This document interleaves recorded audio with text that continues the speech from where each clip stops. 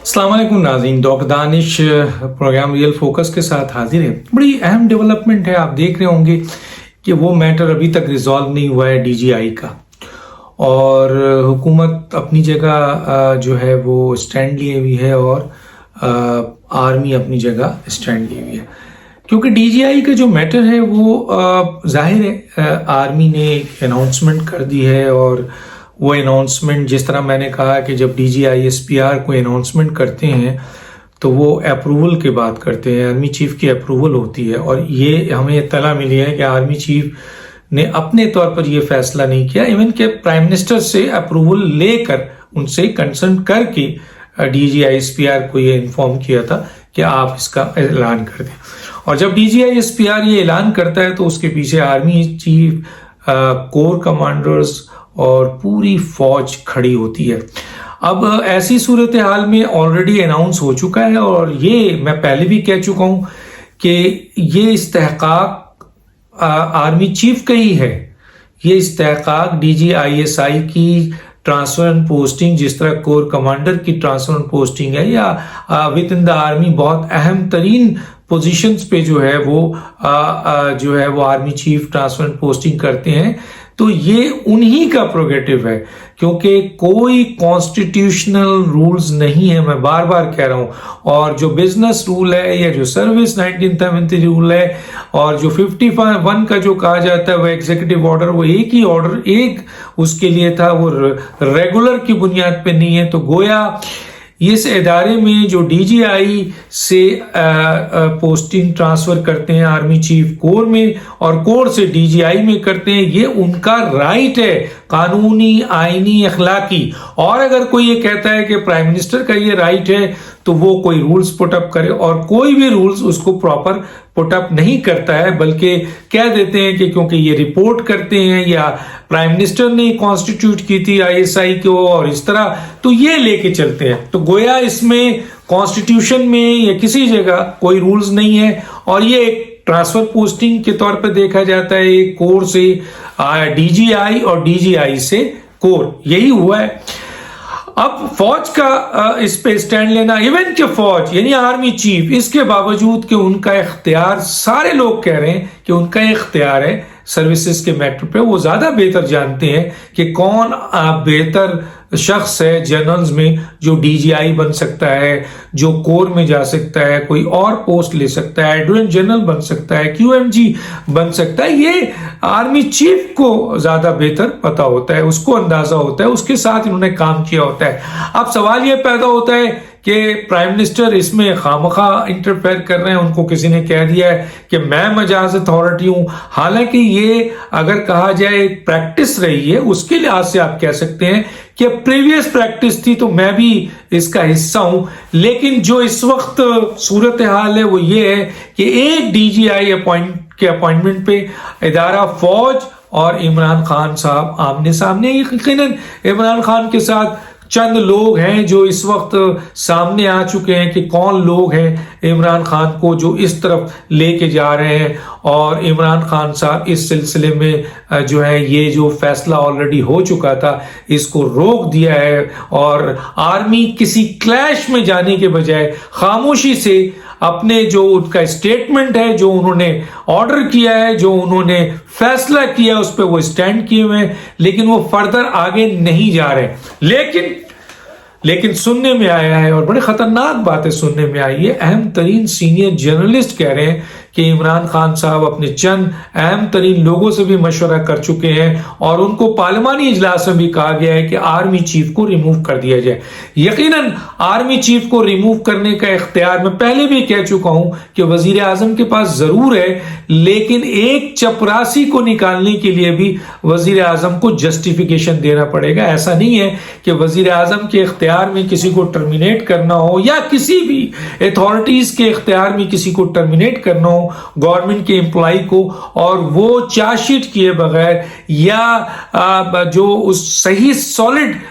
जो पॉइंट्स दिए बगैर उसको टर्मिनेट करती है, तो यकीनन कोर्ट मौजूद है जो कि बहाल कर देते हैं। तो इस तरह की बिल्कुल उनके पास ये इख्तियार है کہ وہ آرمی چیف کو اپوائنٹ کرتے ہیں اور ایکسٹینشن بھی دیتے ہیں اور ٹرمینیٹ بھی کر سکتے ہیں، لیکن جس طرح میں نے کہا کہ آرمی چیف کو ریموو کرنا یا ٹرمینیشن سے پہلے ان کے پاس اتنے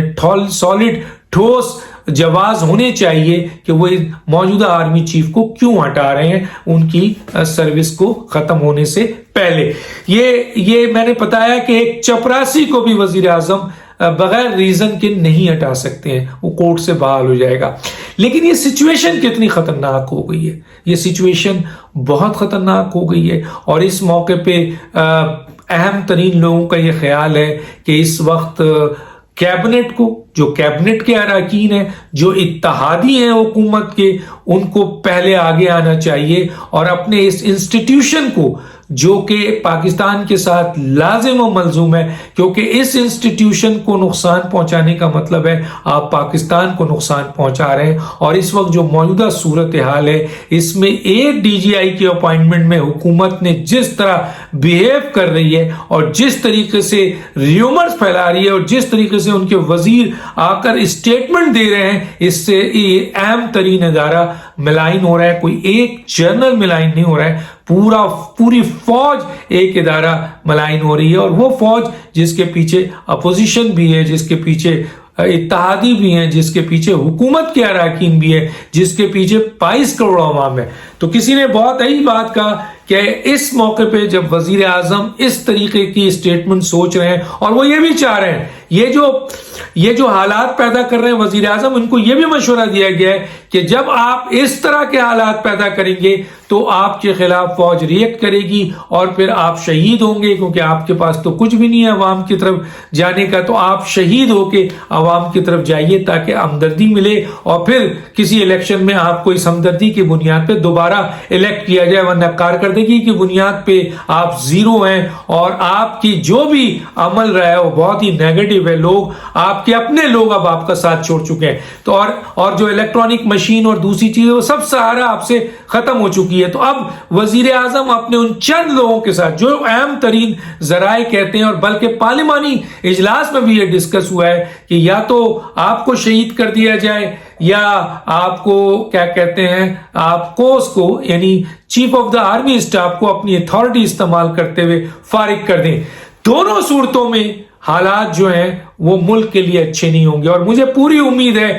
کہ اگر آرمی نے ایمرجنسی لانا ہوتا یا آرمی نے مارشل لا لانا ہوتا یا 111 بریگیڈ کو موو کرنا ہوتا تو یہ عمران خان اور موجودہ حکومت اور ان کے وزیروں نے جس طریقے سے فوج کے اوپر وار کیا ہے اس ایشو کے اوپر اب تک ہو چکا ہوتا جیسے کہ ماضی میں ہوتا رہا ہے، لیکن بڑی تحمل سے فوج اس چیز کو فیس کر رہی ہے۔ ظاہر ہے وہ میڈیا میں آ کے ان ایشوز پہ بار بار بات نہیں کر سکتی ہے، لیکن جو اطلاع ہے وہ یہی ہے کہ جو فیصلہ ہو چکا ہے فوج پہ وہی فوج اس پہ سٹینڈ کرے گی، اس کے علاوہ نہیں کرے گی، اور یہ ان کا آئینی، قانونی، اخلاقی اختیار ہے۔ یہ میں بتا دوں، بڑے سے بڑے وکیل کہتے ہیں کہ یہ ان کا آئینی، قانونی اور اخلاقی اختیار ہے فوج کا، جو انہوں نے فیصلہ کیا ہے، اور وزیر اعظم خواہ مخواہ اپنی مجاز اتھارٹی ان کو ٹھوک رہے ہیں، اور اگر یہ اس سلسلے میں ان کے پاس حقیقی معنوں میں کوئی رولز نہیں ہے جس کی بنیاد پر مجاز اتھارٹی ہو۔ اب سوال یہ پیدا ہوتا ہے کہ یہ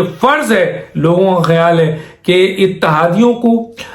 کابینہ کے ان اراکین کو جو اس ادارے کی کو اہمیت دیتے ہیں اور لازم و ملزوم سمجھتے ہیں، وہ ریئیکشن کریں، وہ اپنا رول ادا کریں۔ ایون اپوزیشن کو بھی وہ کہہ رہے ہیں کہ اپنا رول ادا کرے، اور اس موجودہ جو عمران خان صاحب جو ہیں وہ چند ایڈوائزروں کو، جو ان کے چند ایڈوائزر ہیں جن کے نام آ گئے ہیں، ان کے کہنے کے اوپر آرمی چیف کو وہ سیک کرنا چاہتے ہیں یا شہید ہونا چاہتے ہیں، اس سے پہلے کہ یہ کرائسس بڑھ جائے، وہ محب وطن اراکین جو حکومت کے ہیں، اتحادی ہیں، جو اس ادارے کی اہمیت کو سمجھتے ہیں، اور اپوزیشن جو اس ادارے کی اہمیت کو سمجھتی ہے، مل کر پارلیمنٹ میں اس مسئلے کو حل کریں۔ آیا اگر وزیر اعظم صاحب اس اصولی فیصلے کو آرمی کی انسٹیٹیوشن کو نہیں مانتے ہیں اور وہ کوئی امیچور فیصلہ کرتے ہیں تو اس سے پہلے پارلیمنٹ جو ہے وہ فیصلہ کرے، اور یہ ایک آئینی فیصلہ ہوگا بقول اہم ترین لوگوں کے کہ عمران خان کو ریموو کیا جائے اور ان کی جگہ چاہے پی ٹی آئی سے ہی چاہے اتحادیوں سے ہی، چاہے پیپلز پارٹی سے، چاہے اپوزیشن سے، ود ان دا پارلیمنٹ کسی نئے شخص کو لایا جائے تاکہ یہ اہم ترین ڈسپیوٹ ختم ہو، ورنہ یہ خطرناک گیم جو کھیلا جا رہا ہے حکومت کی طرف سے، یہ بہت خطرناک حالات پیدا کرنے جا رہا ہے جو ملک انسٹیٹیوشن کے لیے تو اچھا ہے نہیں، ملک کے لیے بھی اچھا ہے نہیں ہے، اور کسی بھی پارلیمنٹ اراکین کے لیے یا پارٹی کے لیے اچھا ہے یا قوم کے لیے اچھا ہے۔ ڈاکٹر دانش کو یاد دیجیے۔ اللہ حافظ۔